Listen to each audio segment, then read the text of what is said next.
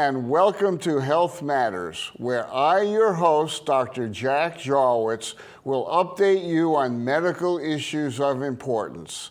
My usual practice is diagnosing and treating skin cancer, but today with my guest, I have a very special show for you. I have to say that after doing this show for 5 years, today's show is the most important ever in my whole career. Today's show will give more people the potential to save their lives than any show before. I'm talking about the silent killer responsible for killing off millions of baby boomers around the world every year. And now we can stop it, period.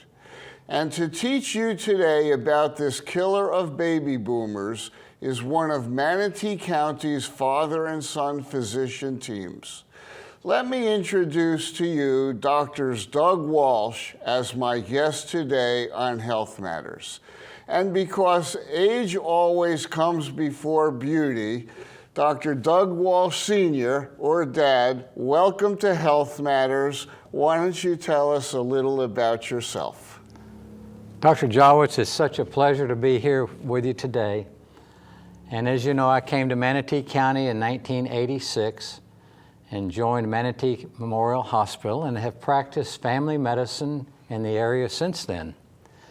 In most recent years, I've directed my practice more to treating patients with HIV, and presently that's what we're doing. So you're involved with the treatment of HIV, and I know you're with the Rural Health Clinic, and they've got about 30 offices around 4 or 5 different counties, and you're very busy with that. Yes, we are, Jack. And I know you're proud of your son. Absolutely. So I'm going to introduce Dr. Doug Walsh Jr. And Doug Jr., tell us about yourself and what do you do? Well, thank you, Dr. Jarwitz. It's a pleasure being here. I am a board-certified internal medicine specialist and currently working at Manatee Memorial Hospital full-time. I'm working with the Manatee County Rural Health Services also as my father, and I've been practicing now in Manatee County for about 19 years. So you're based in the hospital, you're the hospitalist for the Rural Health Service. Yeah, we have a team of hospitalists, and I'm one of them. A team you're one of the team? Yes, sir. Okay, and I'm sure they keep you busy with their 30 offices around town. Yes, sir, they do. Yes, sir. Okay, now, when I went to school, all that we were taught, and this dates me a little bit, was hepatitis A and hepatitis B. Let's just talk about that for a minute so we can differentiate that from the topic we're mostly going to talk about today. Dad, hepatitis A. Well, hepatitis A, Jack, was commonly called infectious hepatitis. And it's associated, it's actually spread from food or contaminated water, associated oftentimes with contaminated shellfish. But hepatitis A is an acute infection, and the body usually clears the infection, and there's really no problems after that. In fact, the person actually develops immunity to hepatitis A. So it's a one-time thing, you have an infection, you get sick, you feel nauseous and turn yellow, and it goes away. That's the important thing. It usually clears the body, correct. And Junior, hepatitis B? Hepatitis B is much more serious. Hepatitis B is spread by body secretions, by blood, unsafe sexual practices, and hepatitis B, you have your acute phase and you also have a chronic phase, okay? Now, hepatitis B is on the decline right now because we have vaccinations against it. So people get vaccinated like they get the polio vaccine or the influenza vaccine, and then they're immune to getting hepatitis B when they get that vaccination, so that is less and less common. Yes, sir. Yes, sir. Well, that's a good thing. it's on the decline because it has many of the same side effects as hepatitis C, as far as chronicity, cirrhosis, cancer. Well, that brings us right into the question, what is the killer of the baby boomers? How did it get that name, and what's causing that? Well, I believe you're talking about hepatitis C, which is what we're here to talk about. They call it the baby boomer killer because people born between 1945 and 1965 have spread it without knowing, without practicing safe practices, mainly in the 70s and 80s, before we knew it was actually an entity. When was it first actually discovered or tested? Well, actually, Jack, it's been around.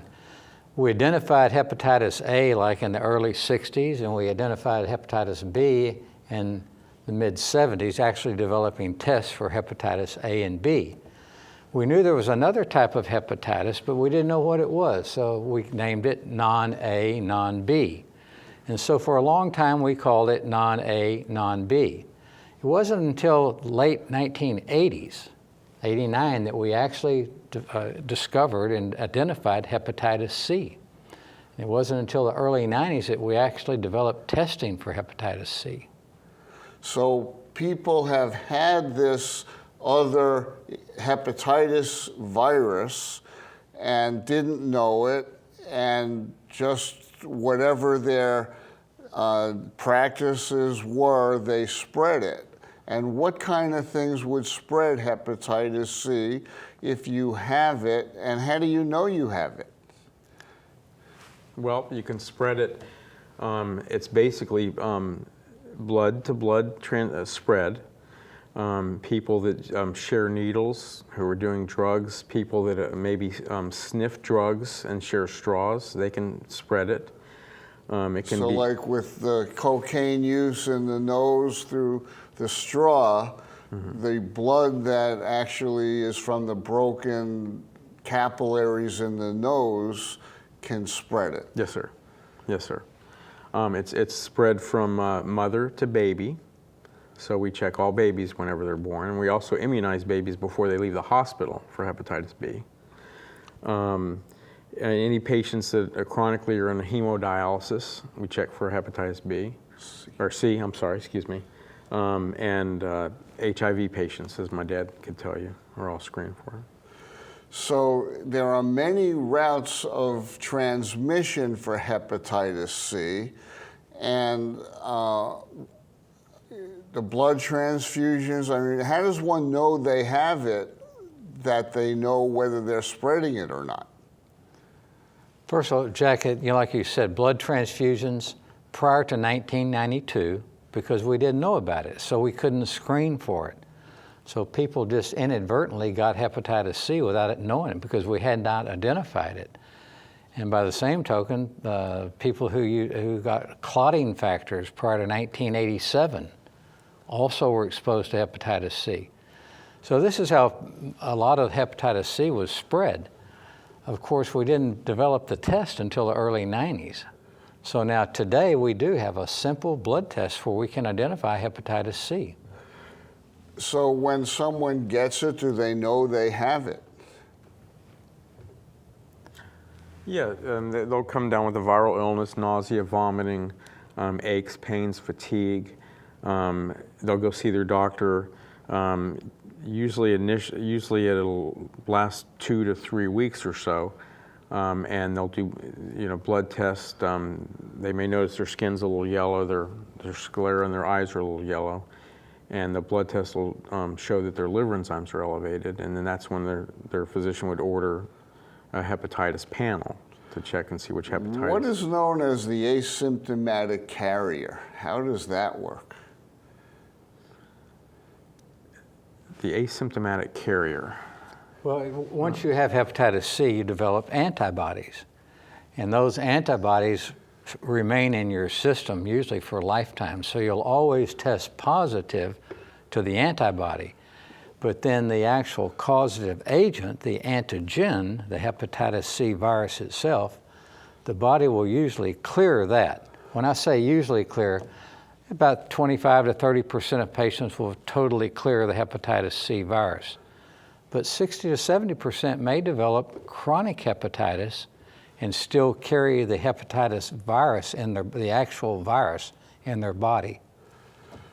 So if 70% have the infection and they don't know it and they're chronic carriers, they could be passing it along to other people without them even knowing they're sick. Absolutely, absolutely.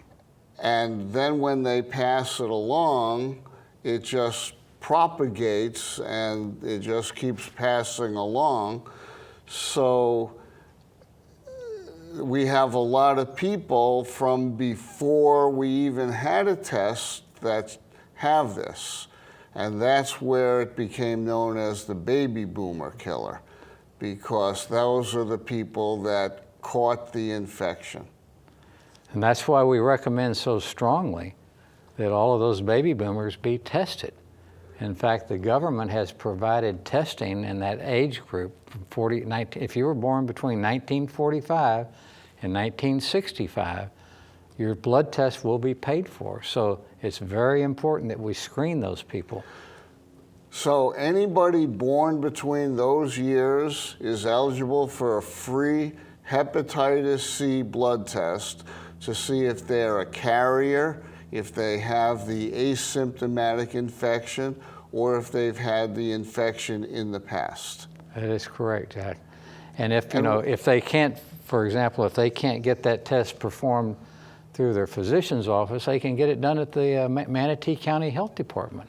You just go into the health department and ask for a hepatitis C test, right, and they do it, and it's anonymous. In fact, they go around the county at certain spots and routinely screen for hepatitis C. When one gets the infection, you mentioned that people turn yellow, it affects the liver, it causes inflammation. Does somebody die from hepatitis C? Yes. Hepatitis C can be a very deadly virus. The people that don't clear it, who develop a chronic hepatitis C, if they're not treated with some of the medicines we have today, some of the newer medicines which are much more tolerable, up to, I believe it's 5% may develop liver cancer. A higher number of that develop cirrhosis, which is irreversible. And as your cirrhosis worsens, then your liver goes into liver failure, which unfortunately a lot of people do die from. So hepatitis C, if left untreated, can cause death. Yes, sir. Yes, sir. And you've treated many of these people in the hospital as a hospitalist. Unfortunately, yes, sir. So you must be rejoicing about the new medications that are out there, mm-hmm, which is why we decided this would be the topic of today's show. Mm-hmm. Dr. Wall Sr., tell us about the history of treatment of hepatitis C. Well, Jack, as you know, we developed treatment in the early 90s using interferon. We used interferon and ribavirin, and as you know, this has kind of a bad reputation because it made people feel very sick. They felt like they had the influenza. They were just all the time like they had the influenza. And it required usually 3 shots a week for like 48 weeks. So it was not an easy treatment. And unfortunately, our early treatment did not really provide a lot of successful treatment. It was maybe only 20% would be actually cured. As sick as they got during the treatment, only 1 in 5 actually got better. And that was what was so disappointing. It really wasn't up until just several years ago, back around 2011, that we actually came out with 2 new drugs, 2 protease inhibitors. One was called telaprevir and the other one boceprevir, that we added to this regimen. And this really increased the treatment success from 20% to like 60 to 80%, which was a tremendous A improvement. huge breakthrough. Huge improvement. But yet we all knew that we had drugs in the pipeline that were coming along that were going to be much more tolerable, much easier to take, usually just in a pill form. So back in the 2011, 12, 13, we would take patients and prioritize those for treatment and trying to save the other people for the newer drugs that we have today. What is the new drugs today that we're all dancing around here, and what was it, a pill? That's the most exciting thing we have to tell everybody. Well, I'm waiting for the story. It's just the most exciting thing in the world, because today we have oral medication. I mean, we have pills, one pill once a day. One pill a day. For like 8 to 12 to 24 weeks, depending on what type of hepatitis C you have. But we're talking about 99% plus cure rate.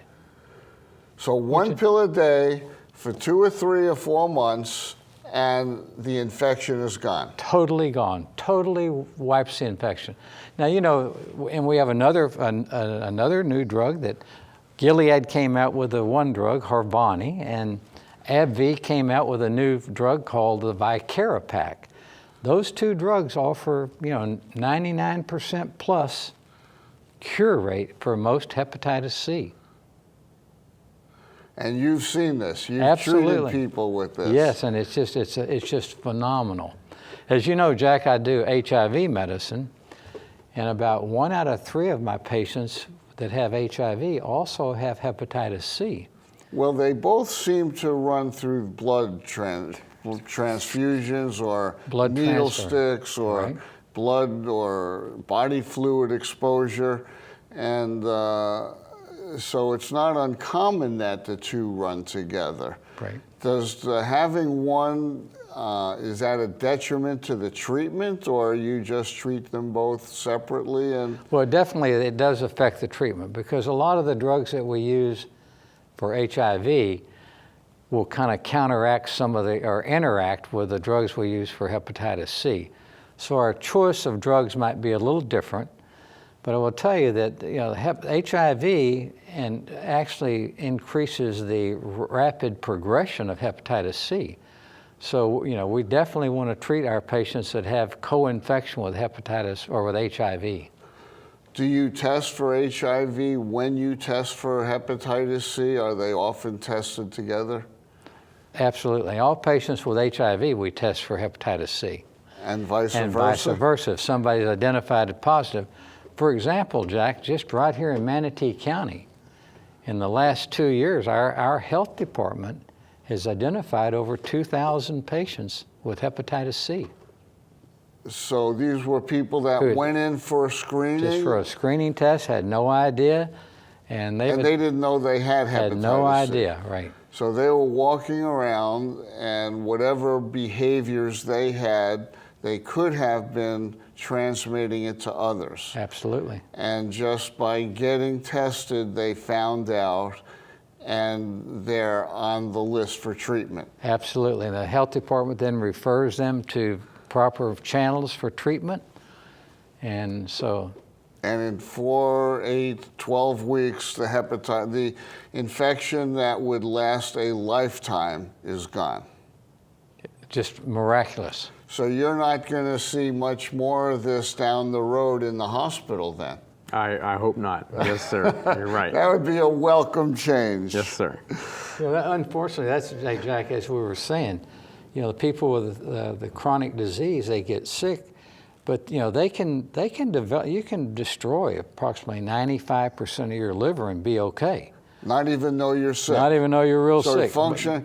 But, What does the but liver at do? 96%, you die in what, Doug? A couple of days. I mean, people that come in liver failure, they don't last real long, do they? No. What does the liver do that gets so damaged by this virus? Well, basically, it detoxifies your blood.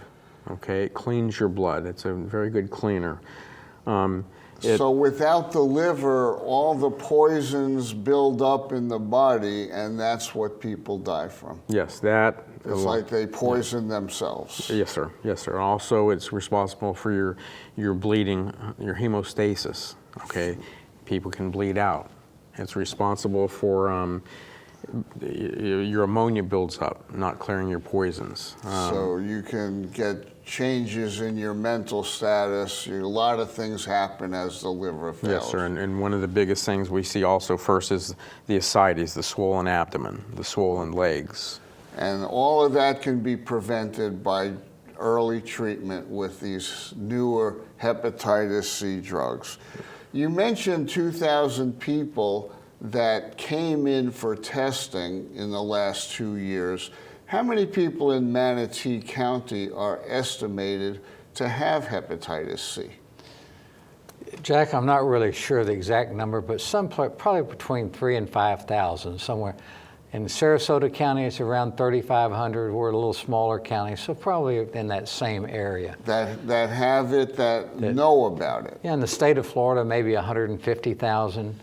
And then nationally, in the United States, about 3.2 million people are estimated to have it. And what about that don't know about it? Those are the ones that don't know about it. Oh, those are the ones, Yeah. so... Well, half of them don't know they have it. So I'll say there's half of them. 3,000 people here today in Manatee County that half of them don't even know they have the infection.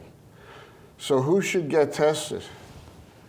You know, as we mentioned, anybody in that baby boomer group, if you were born between the ages of, or between the years 1945 and 1965, if you're automatically should be tested.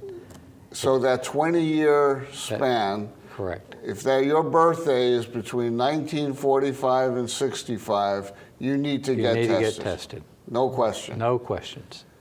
And it's free at the health department. It's free at the health department. Who else should get tested? Well, if you're an IV drug user, if you share straws and sniffing drugs, those people are highly at risk. If you've been exposed, for example, you're at high risk. Like a blood transfusion. Or just exposed to somebody who may have it. If you've had a blood transfusion prior to 1992, or if you had blood clotting factors prior to 1987. Doug? Well, of course, anyone with HIV. Oh, HIV? Anyone on chronic hemodialysis we check. And they found that up to about 50% of people who are incarcerated are also hepatitis C positive. Okay, so that's a risk factor, just being in prison. Yes, sir. So a lot of people fall into the risk factor category, and of course all the baby boomers are automatically in that category. Mm-hmm. So every one of our listeners knows somebody in this category that they should be aware that they need to get tested. Mm-hmm.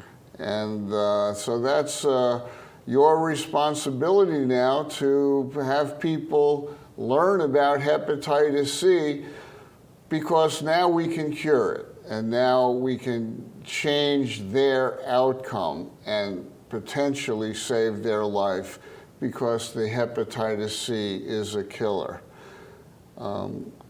Jack, in fact, in 2007, hepatitis C has outranked HIV in deaths. About 15,000 people died from hepatitis C, and only 12,000 died from HIV. So hepatitis C is the big killer.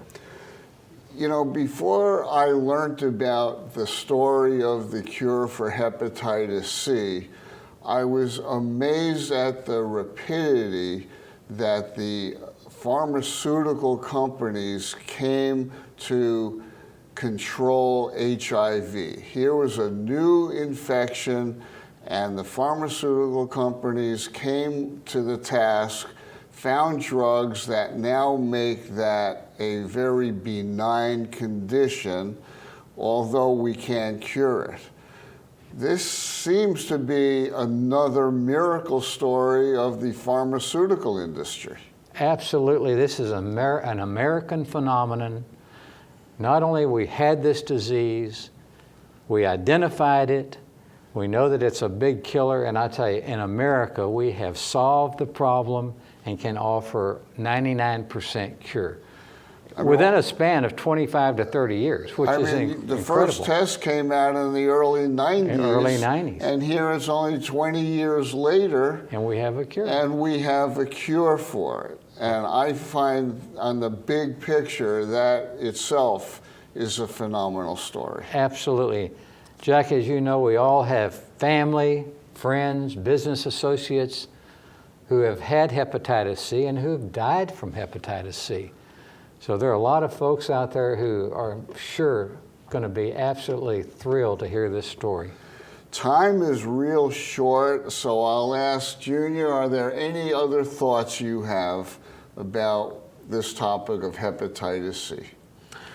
Well, I'll just say it'll be nice to be able to do something and treat people rather than just treat their symptoms, actually treat them towards a cure, like my dad has said. I mean, in the hospital, we get them in, we diurese them, we give them fluids, we can give them blood factors, we can do all this. However, all these people are actually going to do good with the new medicines we have. In the past, you were just treating their symptoms, Yes, sir. knowing full well that sooner or later, many of them would die. Yes, sir. And now also, you can change their lives. yeah, and also when you eradicate their hepatitis, you also, lower their chances of coming down with acquiring liver cancer or advancing cirrhosis. It just stops all their other mortalities, comorbidities that go along with their hepatitis C. Or transplantation. Yes, sir. Mm-hmm. Dad? I tell you, hey, Jack, I've been doing this medicine for quite a while, 20 plus years at least, and it's just so great. And the important story here is that even if you've been treated for hepatitis C and failed, if you've had failed treatment, or if you've had relapse treatment, or if you're advanced with hepatitis C, we can still offer you a cure in most instances today. So the key here is to see your doctor, get tested, and let's progress from there. What an incredible story about a whole generation of people targeted by this silent killer virus, causing illness and pain and suffering without people even knowing they were sick until it was too late. Hepatitis C is a story that affects every one of us. Hepatitis C infected thousands of viewers here in Manatee County and millions in America right now. Most don't even know they have it. They don't know that they're slowly dying from hepatitis C. And right now, while you're watching this show, you know some of those people. You can do something about it.